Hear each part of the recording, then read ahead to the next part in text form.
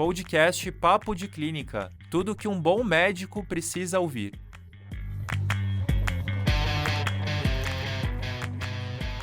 Fala, galera do Papo. Então estamos de volta aí para mais uma terça-feira de podcast do Papo de Clínica. Meu nome é Dante Raglione, sou médico intensivista e um dos cofundadores aí da página Papo de Clínica no Instagram. Lembrando que a gente tem também um canal do Telegram aí, já com quase 20 mil seguidores aí, 20 mil inscritos. Lembrando que esse podcast, a gente utiliza a mesma estrutura do estúdio em que os podcasts da Medway são gravados, então há uma parceria com a Medway, que é o curso aí direcionado aí para você que está prestando residência em São Paulo. Nosso tema hoje é rotina cardiológica, né? Então nosso convidado é o Francisco Magalhães. Francisco Magalhães, ele é cardiologista. Conta um pouquinho mais aí sobre a sua história, sobre a sua carreira e onde você se formou, qual que é a sua trajetória como cardiologista para a gente um pouquinho. Fala, Dante. Bom, em primeiro lugar, queria agradecer o convite, falar que é uma honra estar aqui com vocês nessa sequência, nessa série de podcasts, para falar sobre cardiologia, que é um tema que amo. Bom, sou mineiro, fiz faculdade em Minas, depois mudei para São Paulo para fazer a residência de clínica, onde tive o prazer de ser R igual do Dante, do Mica, do Alê, do João. Então, fomos R iguais de clínica médica no HC da USP. Depois dos 2 anos de clínica, a gente se separou. Eu fui para cardiologia, você foi para intensiva, os meninos construíram a Medway. Eu fui fazer cardiologia. Fiz mais 2 anos de cardiologia no INCOR. Pós-término da residência de cardiologia no INCOR, eu fiz mais 1 ano de fellowship em valvopatias, cardiopatias estruturais. Logo ali no fim da residência de cardiologia, junto com mais 2 amigos, o Yuri e o José, o Zizi, a gente montou uma página que é o Cardiológico. Nós somos amigos e parceiros aí de longa data, tanto da Medway quanto do Papo de Clínica. Então, é um prazer estar aqui com vocês hoje. Espero poder contribuir aí. Boa. Legal. Então, cara, assim, acho que a primeira pergunta que eu tenho para fazer para você é o seguinte: a gente, desde a nossa formação na faculdade, na residência, a gente sempre tem um objetivo, né? Então, eu vou lá, faço os 4 anos da faculdade de medicina no ciclo básico, no ciclo clínico, depois eu vou para o internato, depois eu vou lá, na grande maioria das vezes eu vou prestar uma residência, então, no seu caso você prestou uma residência de cadeira básica, que é clínica médica, e depois prestou uma segunda residência, uma sub de cardiologia. E aí muita gente, quando acaba finalmente o último ano da residência, se vê muito perdido aí na carreira médica, né? O que eu vou fazer agora? Agora não tem ninguém para me direcionar, ninguém para me tutorar, e aí rola esses receios, né? No sentido de não conseguir emprego e também no sentido de não ter uma supervisão. Como que foi essa construção no seu caso? Como que você lidou com esse término aí da residência? Bom, essa pergunta é super interessante e realmente eu acho que é o receio de todo mundo que acaba a residência de clínica, né? Como que a gente vai entrar no mercado de trabalho, como a gente vai se colocar no mercado de trabalho pós a residência. A gente tem aquele sentimento de estar desamparado ali após as residências. Porque a residência, por mais que seja um sistema e um cenário bastante difícil, bastante puxado, a gente tem respaldo. Você fazendo uma boa residência, você sempre está respaldado por chefes, enfim. Então, aquilo te dá uma segurança. E assim que acaba a residência, você fica meio sem saber para onde vai. Aí existem vários passos, né? Vários pontos a serem discutidos. O primeiro, eu acho que assim, desde o começo, eu sempre tive bem claro o objetivo que eu tenho a longo prazo. O que eu me vejo fazendo daqui a uns 10 anos. Eu acho que essa é uma importante mensagem para passar para todo mundo. É muito difícil, logo que você sai da residência, você já alcançar esse objetivo logo de início, nos primeiros meses, primeiro ano, é muito difícil. Então, por exemplo, eu coloquei como objetivo para mim construir um consultório particular, onde eu consiga ter o meu horário, que eu possa controlar o meu horário, fazer as consultas com o período que eu precisar fazer, 1 hora, 1 hora e meia, 2 horas, e viver de consultório, visitas hospitalares, e poder eu ter o controle da minha vida. Esse é o meu objetivo. A gente sabe que montar um consultório particular, especialmente em São Paulo, é algo mais de longo prazo, né? É algo que você tem que ir cultivando, tem que ir construindo para você colher os frutos mesmo daqui a alguns anos, né? É muito difícil você já entrar logo de início já com um consultório muito forte, né? Isso demora anos. Então, eu voltei tudo para esse objetivo meu, né? Então, eu criei estratégias para que daqui 5 anos, 10 anos, pós-término da residência, eu tenha um consultório forte e consiga viver só do meu consultório. Existe uma vantagem muito grande da cardiologia, que é uma área que te permite trabalhar em várias frentes. Isso é algo muito bom, isso é algo muito bom da cardiologia, né? Então, você pode trabalhar como clínico, né? Eu sou um cardiologista clínico, eu não fiz intervenção, não fiz métodos complementares. Então, eu como clínico, eu posso trabalhar numa UTI cardiológica, eu posso trabalhar numa emergência cardiológica. Os grandes hospitais de São Paulo, todos exigem um cardiologista no pronto-socorro para fazer a avaliação dos pacientes com dor torácica. A gente pode fazer consultório particular, consultório com convênio. Você pode trabalhar no SUS, pode trabalhar em sistema particular, você pode trabalhar em equipes. Em grandes hospitais existem equipes que cuidam dos pacientes internados. Enfim, você tem várias frentes que você pode entrar. Então, desempregado você não vai ficar. Ainda mais você saindo de uma boa residência de cardiologia, é natural que você seja convidado para os serviços aqui de São Paulo. Como eu comentei com você, o meu objetivo é fazer uma carreira de consultório, né? Eu sou um cardiologista clínico e desde o começo eu voltei minhas forças para isso. E a partir disso, como que eu tentei criar a minha carreira?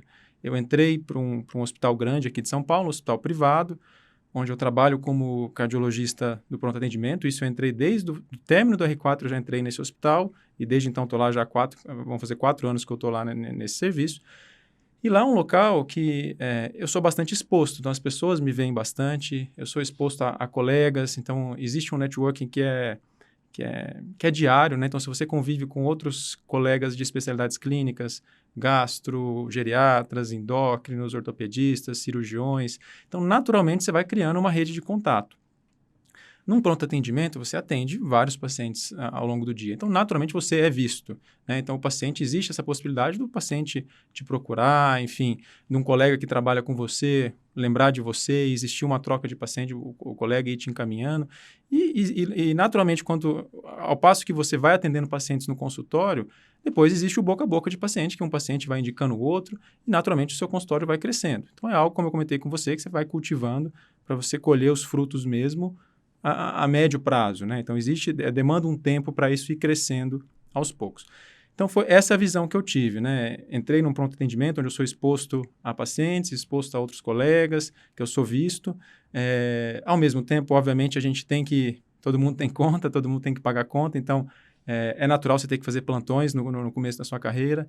Como eu falei, a cardiologia te permite você dar plantão em emergência. Do plantão também trabalho em unidades de terapia intensiva, onde a gente se expõe a pacientes mais graves cardiológicos. Estou inserido em algumas equipes também em hospitais privados que eu vejo pacientes internados. Enfim, então hoje como clínico, eu trabalho nessas frentes, né? Como um cardiologista num pronto atendimento cardiológico, como um cardiologista numa unidade de terapia intensiva cardiológica, em equipes vendo pacientes internados em enfermaria, e vou fazendo o meu consultório privado e crescendo aos poucos, né? Então, a máquina vai rodando aos poucos dessa maneira como eu comentei com você. Legal. Esse objetivo a longo prazo é focar só no atendimento do consultório particular e nas visitas desses pacientes particulares, caso eventualmente eles sejam internados. Exatamente. Eu acho que eu vejo como uma forma disso, né? De eu poder ter o controle da minha própria agenda, né? Acho que quando você faz o seu consultório, é aquele momento que, para mim, é onde eu posso fazer a medicina que eu considero a mais correta, da forma como eu julgo a medicina que eu gosto, né? Então, se eu precisar atender, como eu comentei, se eu precisar atender o paciente em 1 hora e meia, 2 horas, ali é o meu momento, né? Então, é tudo que eu acredito, os meus princípios, meus valores como médico estão ali no consultório, né? Porque sou eu o dono do cenário, né? Então, a possibilidade de você poder viver com o seu consultório nos horários que você quiser, se você quiser marcar X períodos por semana, um período você quiser estar livre, outro período você quiser estar livre, você que está comandando aquilo. E, naturalmente, os pacientes vão ser internados, você vai cuidando desses pacientes internados. Então, esse é o objetivo que eu tenho, de poder viver de consultório e desses pacientes quando são internados, né? Então, manter a rotina hospitalar, de visitas hospitalares. A cardiologia é uma especialidade que exige isso, então é muito difícil você ser um cardiologista só de consultório. Até tem, mas aí você tem que se voltar mais para a questão mais de prevenção, mais a questão talvez de cardiologia do esporte. Agora, a cardiologia geral, é natural você ter que lidar com um paciente internado, né? Porque o paciente vai infartar, o paciente vai precisar ir para uma angioplastia, um procedimento cirúrgico, ou mesmo você acaba vendo muito o clínico do paciente, né? Então, o paciente um dia vai fazer uma cirurgia abdominal, mas ele quer que o cardiologista cuide e faça o perioperatório, o pré-operatório, o pério, o pós-operatório, que acompanhe durante a internação. Então, a cardiologia é muito difícil você se desvincular de hospital, né? É muito difícil. Então, o que eu vejo como cenário para mim no futuro, eu estou construindo minha carreira para tal, né? Aos poucos eu estou hipertrofiando cada vez mais o consultório e tentando diminuir os plantões, diminuir esses outros vínculos que eu tenho. Mas é esse, ter um consultório privado, poder cuidar dos meus pacientes internados e manter essa rotina de consultório e hospital. Boa. Muita especialidade, assim como a cardiologia, por exemplo, a endocrinologia, tem esse grande questionamento logo depois que se forma na residência, né? Que é justamente falar, será que vale a pena eu pegar e abrir um consultório particular logo de cara e Uhum. cobrar do meu paciente um valor de uma consulta mais alto em comparação a uma consulta de convênio, por exemplo? Qual que é a sua opinião com relação a isso? Olha, Dante, eu sou do tipo de pessoa que eu acho que nesse cenário não existe o certo, não existe o errado, não existe o melhor, não existe o pior. Eu acho que como médico, como pessoa, você tem que se conhecer, saber o perfil, como você se vê, né, como médico, o perfil de paciente que você gosta de atender, porque tudo tem ônus, tudo tem bônus, né? Então, eu vejo muitas pessoas saindo com aquele desejo louco de ter um consultório privado, particular, de poder cobrar valores altos e viver só daquilo. É um cenário bom olhando por esse lado? Sim, mas também existe o outro lado que também não é fácil. A medicina privada, quando você atende um perfil já com maior demanda, naturalmente o paciente vai demandar mais de você. Você tem que saber que, principalmente aqui em São Paulo, WhatsApp, é mensagem, você praticamente você tem que estar disponível o tempo inteiro para um perfil desse de medicina. Então, também tem o ônus.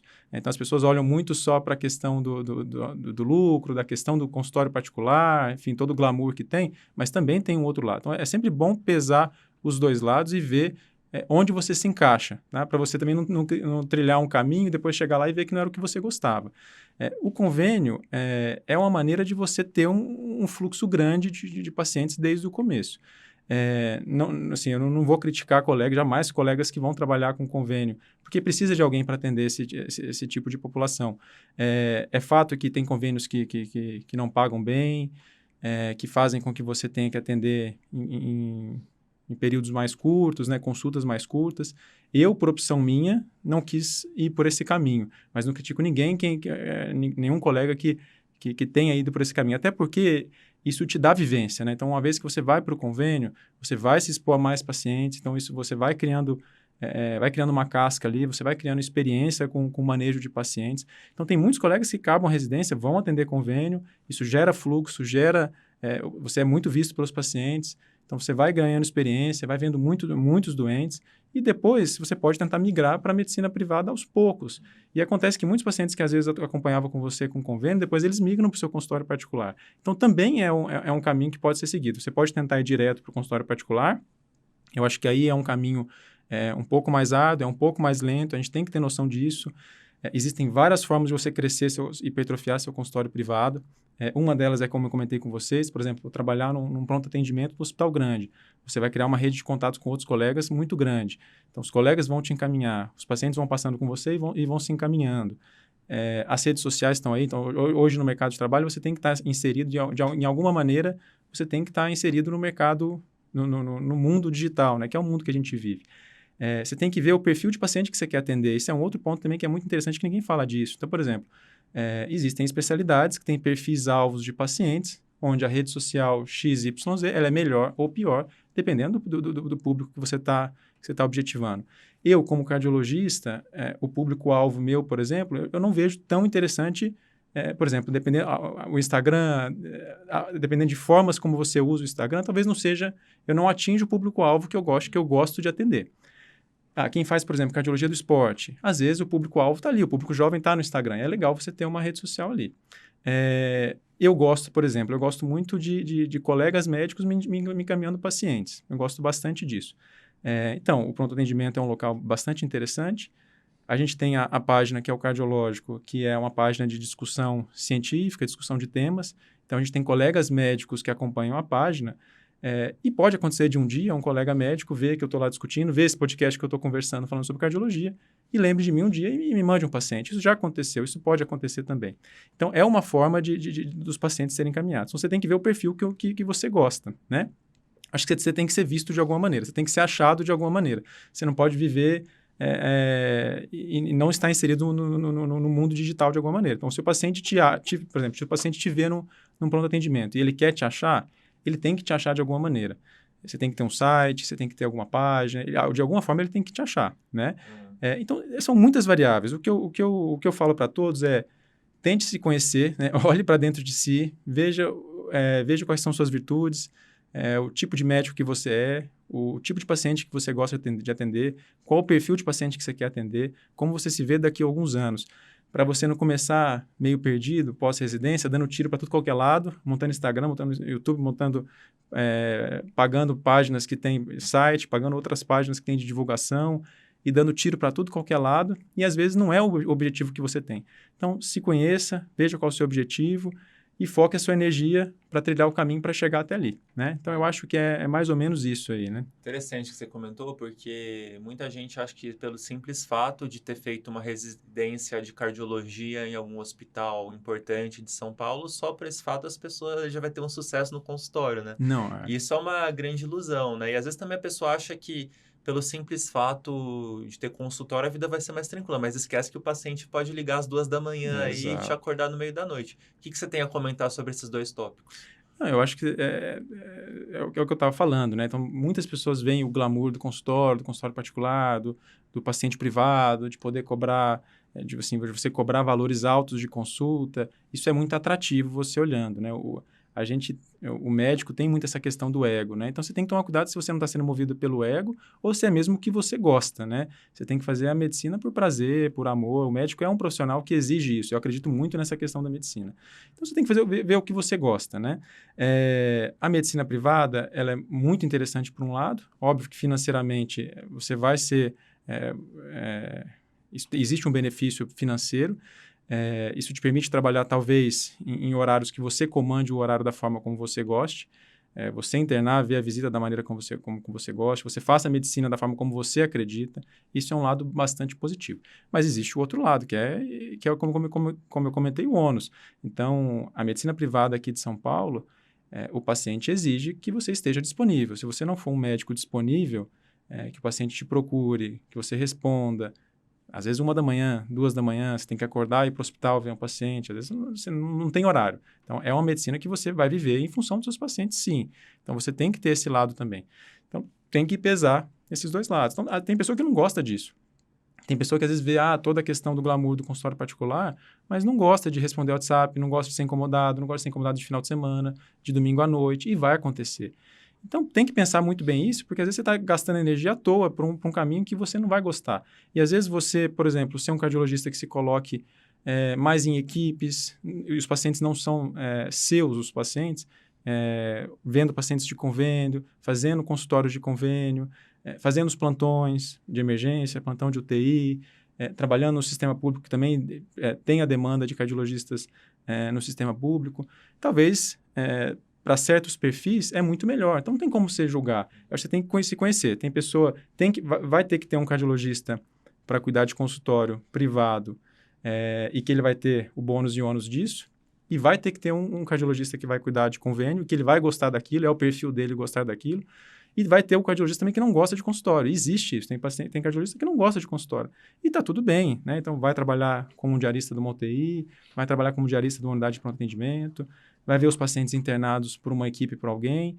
E é um perfil que às vezes é isso. Esse colega quer ir para casa e poder desligar o celular dele e saber que não vai ser incomodado. E tem esse perfil. E está tudo bem. Então, foi como eu falei no começo. Não existe melhor, não existe pior. Eu acho que você tem que se conhecer e colocar a energia sua voltado no que é o seu objetivo e no que você gosta. Legal, acho que esclareceu muita dúvida aí da nossa audiência, Francisco. E é assim, geralmente aqui nos episódios do nosso podcast a gente tenta emendar também um tema de discussão clínica, né? E aí, aproveitando a deixa aí que você falou pra gente que trabalha atualmente em um grande hospital particular de São Paulo, eu queria que você comentasse um pouquinho pra gente como é que é o protocolo de dor torácica desse hospital, né? A gente sabe que esses hospitais muitas vezes eles são referenciados aí por JCI, por outras entidades acreditadoras e que, por esse motivo, eles necessitam ter protocolos aí muito bem estabelecidos e, querendo ou não, de dor torácica é um protocolo extremamente importante porque está relacionado à maior causa de morbimortalidade na população, que são as doenças coronarianas, né? Então, você quer comentar um pouquinho para a gente como que funciona lá, como que você faz esse atendimento aí para esclarecer aí para o nosso ouvinte? Legal. Não, é o que você falou, né? O manejo da dor torácica, o protocolo dor torácica, ele hoje em dia, inclusive, ele é considerado como nível de qualidade do hospital. Então, o hospital que bate as metas dos tempos, que tem um protocolo dor torácica bem estabelecido e que funcione de uma forma correta e com bons números, isso é usado como critério de qualidade, como acreditações, certificações para o hospital, que é muito importante principalmente para a medicina privada. É extremamente, não só para a medicina privada, medicina pública também, mas, enfim, é uma questão que está atrelada com o nível de qualidade. Então, é importante, sim, os colegas que trabalham num pronto atendimento, é importante que o colega conheça bem o protocolo dor torácica da sua instituição. Então, basicamente, o protocolo dor torácica, ele serve para você separar o joio do trigo ali. O paciente que você consegue liberar do hospital sem demandar de muito recurso, né, para você também não ficar usando recursos de forma desnecessária, pedindo exames desnecessários, gastando, quer seja do SUS, quer seja de operadoras, gastando de formas desnecessárias, que você consegue liberar com tranquilidade, e qual é aquele paciente que você não pode liberar, que também isso é importante, né? Aquele paciente que você corre o risco de estar comendo bola ali. Acho que esses dois cenários são muito importantes. Então, assim, basicamente, no serviço que eu trabalho, um hospital grande aqui de São Paulo, privado, o paciente chega com dor torácica, é mandatório que ele vá para a sala de emergência, e a gente tem que fazer um eletrocardiograma em até 10 minutos. Então, a partir do momento que o paciente apertou no totem da entrada do pronto atendimento, que está com dor torácica, ele passa pela triagem e imediatamente ele é levado para a sala de emergência para fazer um eletrocardiograma. E é disparado um cronômetro ali. Se o eletro não é feito em até 10 minutos, isso já é um primeiro critério de qualidade daquele hospital. O eletro ele é feito em 10 minutos, principalmente pela síndrome coronariana com supra. Né? Então, o que a gente está procurando ver no eletro em 10 minutos é o IAM com supra.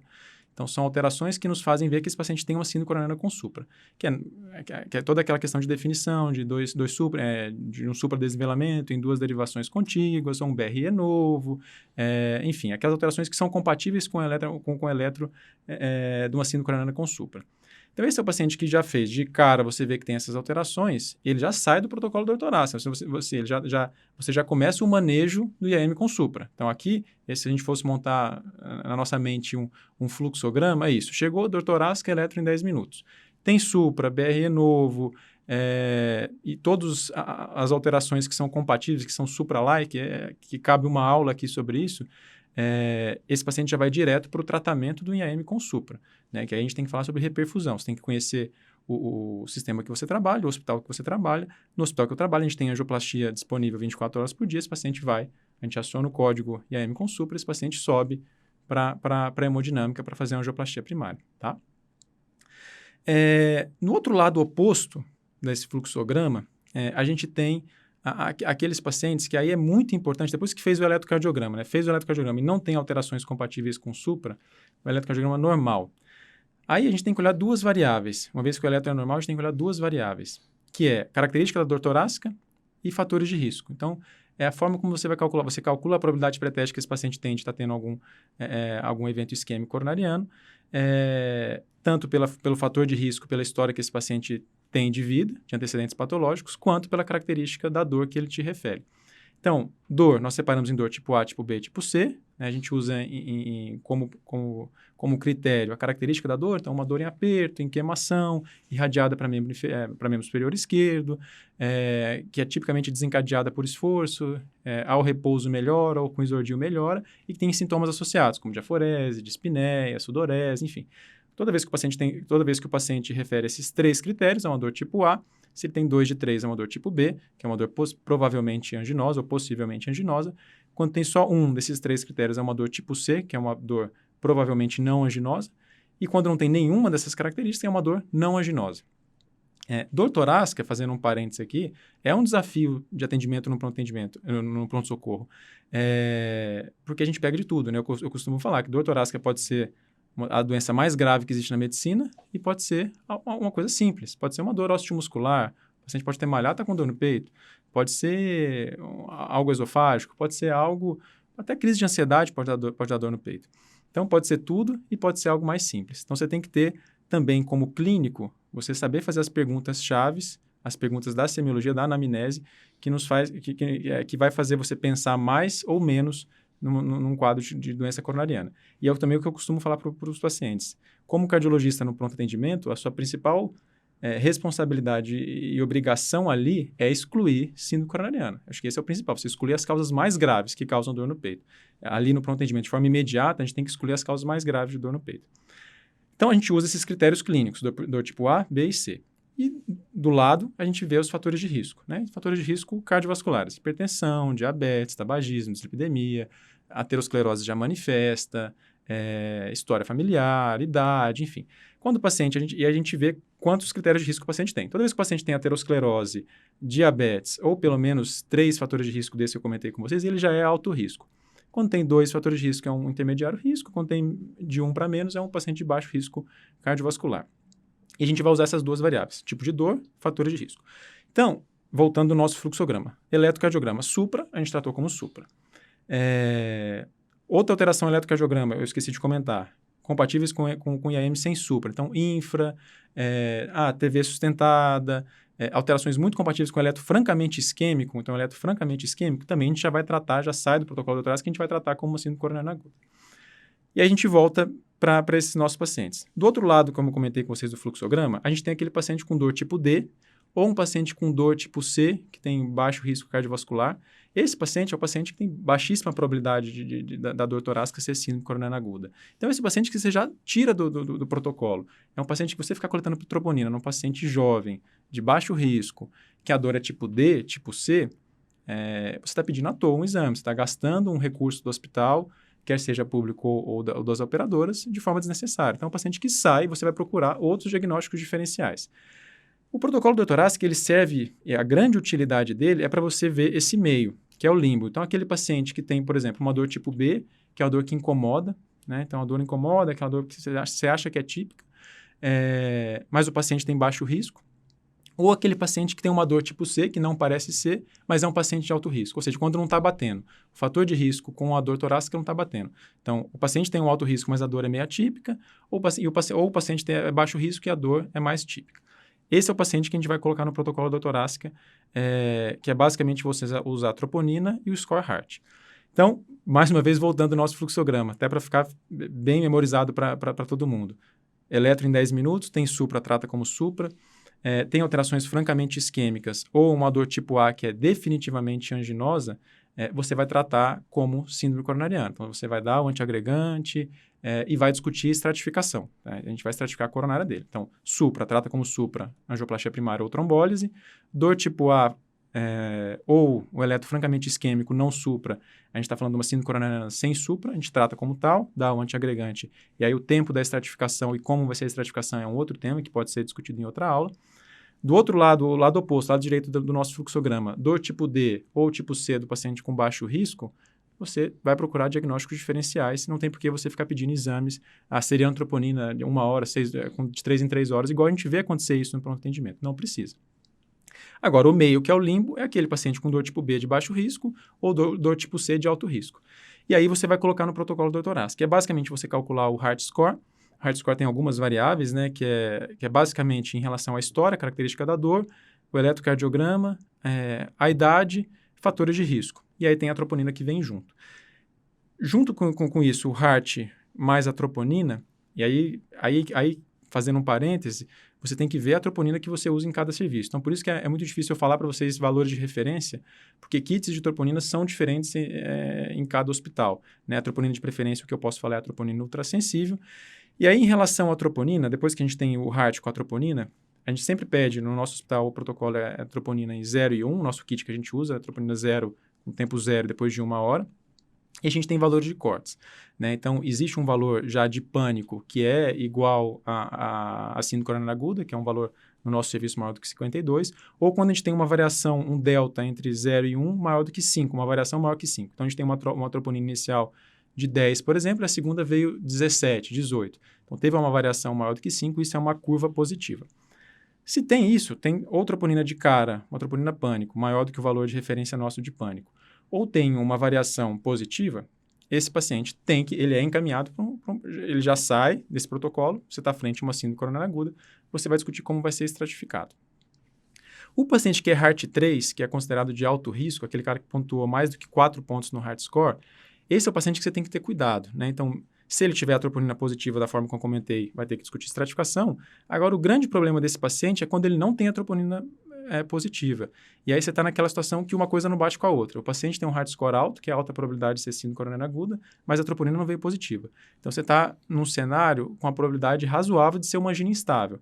Então, aí vale a pena você discutir formas não invasivas de estratificar esse paciente.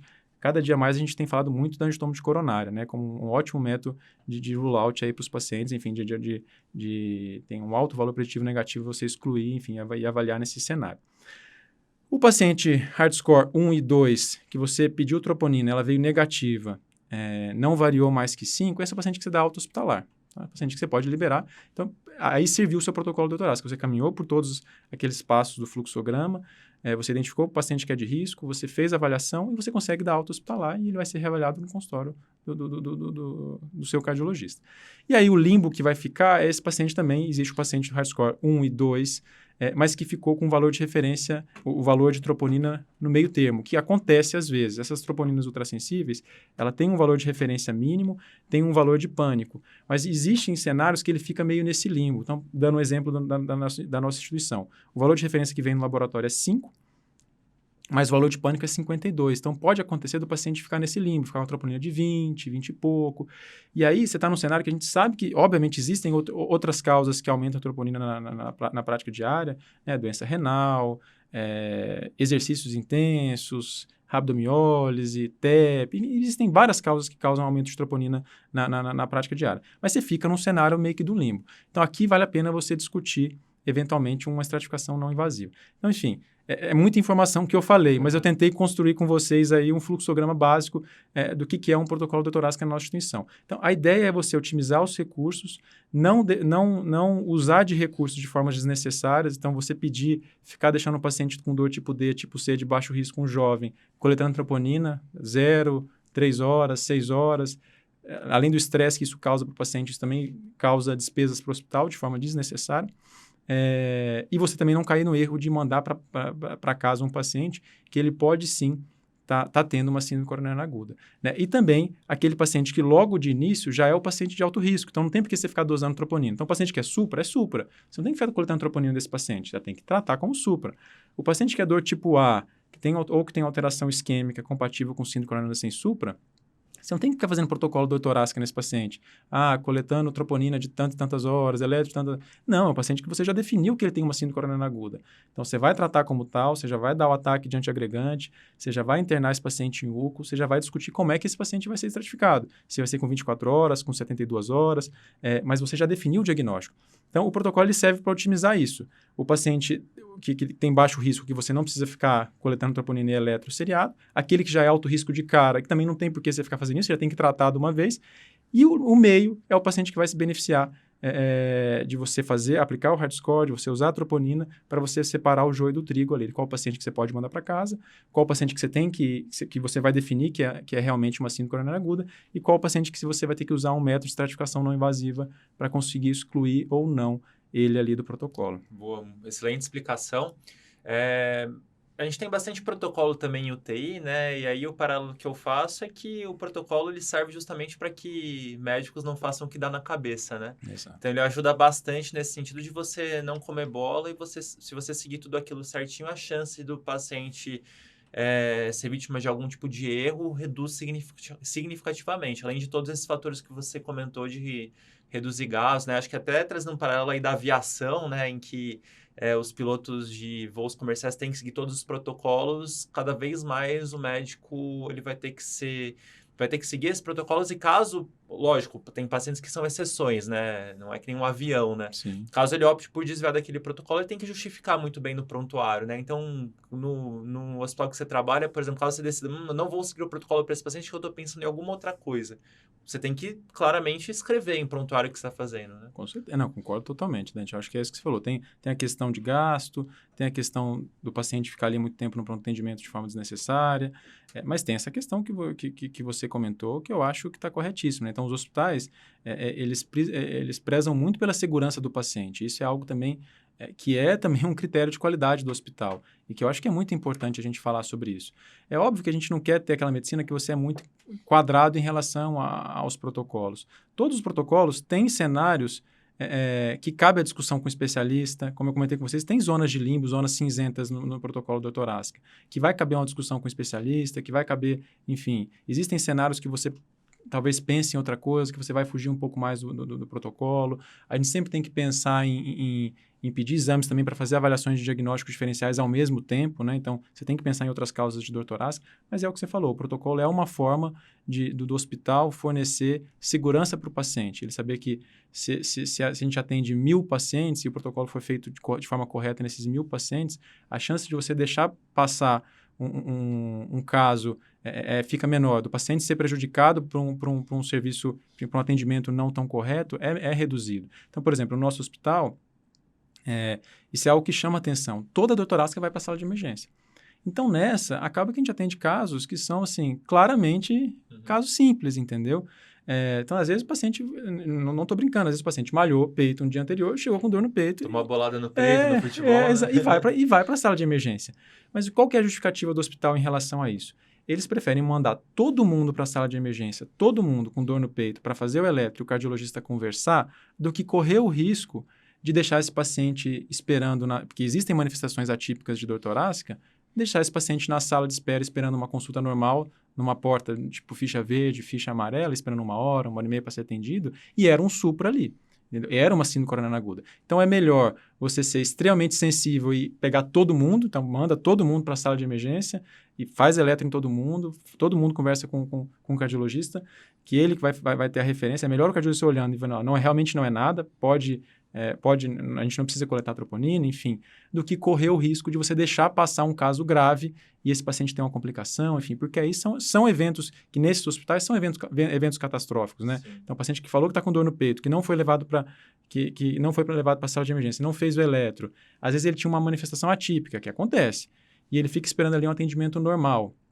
E o paciente na hora que você é atendido depois, o paciente tem um evento, enfim, um evento adverso ou algo do gênero, e não foi identificado isso desde o início, é considerado como um evento catastrófico e é um critério de má qualidade do hospital. Então, concordo totalmente com o que você pontuou aí, Dante. Perfeito. Para terminar, eu tenho mais 2 perguntas para você. Você falou bastante da rotina aí do hospital particular, mas você também já trabalhou no SUS. Cita para mim aí 3 diferenças em relação ao atendimento do protocolo de dor torácica, como isso é conduzido no hospital particular em relação ao SUS, na sua experiência. Olha, Dante, sim, em relação às diferenças de hospitais privados para SUS, primeiro, existem níveis de hospitais privados, existem níveis de hospitais do SUS, né? Isso, obviamente, né? Então, é muito difícil a gente falar, porque a gente sabe que existe essa diferenciação. Existem hospitais privados que são excelentes, existem hospitais privados que não são tão bons, né? Existem hospitais privados que, às vezes, a gente sabe que, infelizmente, existem hospitais que acabam exagerando nos pedidos de exames, que acabam forçando médicos a pedirem muitos exames. Então, exames são feitos de formas desnecessárias, que não é aplicado do protocolo da torácica de forma correta, e isso pode acarretar em problemas também para o paciente. Você pode acarretar em over-diagnosis, você pode fazer diagnósticos em excesso, sendo que não tem correlação clínica com o que o paciente chegou ali para você. Você vai, às vezes, pedir exames de forma desnecessária. Então, existem hospitais que têm esse perfil. Existe, obviamente, uma diferença em termos de estrutura. Isso é algo que a gente vê na rotina, né, quando compara o hospital privado com o hospital do SUS. Desde a disponibilidade de medicações, desde a disponibilidade de hemodinâmica. Isso é um grande ponto a ser falado, que hoje a hemodinâmica, principalmente para casos com supra, o ideal, obviamente, sempre que disponível, é você ter uma hemodinâmica no seu serviço. Então, tem muitos hospitais do SUS que não têm isso. Volumes muito maiores no SUS. Então, estrutura, volumes, eu acho que é algo que também que é bem nítido essa diferença, né? E às vezes o recurso, né? Então, às vezes no Hospital do SUS você não tem o recurso de tal exame, o kit de troponina que você usa é uma troponina que não é ultrassensível, o tempo que demora para sair a troponina é muito maior, um exame X você não tem disponível. Então, eu vejo que é mais ou menos isso, né? Então, eu acho que a maior diferença fica na questão da estrutura e do recurso, mas é óbvio que tem hospitais que fogem à regra, né? Então, por exemplo, hospitais que são do SUS, mas que são referências em cardiologia aqui em São Paulo, como o INCOR, como o Dante Pazanese, são hospitais do SUS, mas que você consegue fazer uma medicina de nível de hospital privado, porque é uma instituição atrelada à pesquisa, à grande universidade, então isso atrai recurso também. Então a gente tem, na nossa época da residência, o INCOR, a gente tem bastante recurso na sala de emergência do INCOR, mas a gente sabe que existem hospitais do SUS que às vezes falta antiagregante, você não tem trombolítico, então varia bastante, né? Eu acho que talvez o recurso seja a maior diferença. Legal. E fala uma coisa para mim também, para a gente fechar aí. Você se formou na residência em fevereiro de 2020, certo? Exato, Então, exato. você já está com 3 anos aí de construção da sua carreira profissional. Se você fosse falar para a gente qual foi a sua maior conquista nessa carreira e qual foi seu maior arrependimento, o que você diria para a gente que seriam esses 2 tópicos aí? Bom, eu acho que, sim, a maior conquista, acho que assim, é difícil falar em arrependimento, eu não tenho arrependimentos em relação à minha formação, eu sempre fui, desde a residência, como eu comentei no começo, sempre tive muito essa questão de ter meus objetivos bem claros, onde eu quero chegar, de demandar minha energia em relação a isso.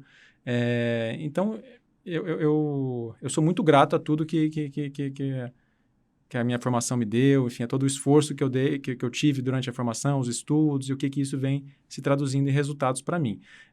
Então, assim, grandes arrependimentos, vou ser sincero, eu não tenho grandes arrependimentos, né, em relação à formação. Eu acho que eu fiz uma escolha de ir para a medicina privada e construir o consultório, então isso foi uma escolha minha, né? Como eu comentei, tenho bônus e tenho ônus em relação a isso. Então, voltei a minha carreira em relação a isso e estou nessa direção. E é onde eu quero estar e é onde eu gostaria de chegar, né? Então, não tem como eu arrepender, sendo que eu vejo que eu estou no caminho que eu gostaria de estar. E a outra pergunta que você perguntou do arrependimento... E da maior conquista na sua E da vida? maior conquista? Eu acho que a conquista como médico, eu acho que assim, é no dia a dia ali com o paciente, né? Eu acho que é isso que tem que ser, né? Eu acho que como médico você tem que ter a conquista dos casos de sucesso que você tem, de você ver um feedback bacana de um paciente que passa com você, que vem, te agradece, que você vê o resultado do seu trabalho. Eu acho que essa é a maior conquista que você tem. Você poder ter seus pacientes, enfim, você poder fazer o bem pelos doentes e ver esse resultado. Eu acho que esse o... Aí tem vários casos. Você vai começar a viver no consultório, você tem casos que são muito emblemáticos que vão surgindo na sua carreira no consultório, né? Casos que você viu que você ajudou de alguma maneira o paciente, que você foi importante num diagnóstico, num tratamento. Eu acho que essa é a maior conquista. E tem que ser, eu acho que para o médico, esse tem que ser o objetivo e isso que tem que ser a motivação aí diária. Boa, perfeito. Excelente discussão.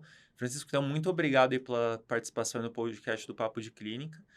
Lembrar a nossa audiência que nosso podcast ele vai ao ar todas as terças-feiras, tá? Então, não deixem de seguir, dar o feedback para a gente, indicar aí para todos os seus colegas, todos os seus amigos escutarem nosso podcast.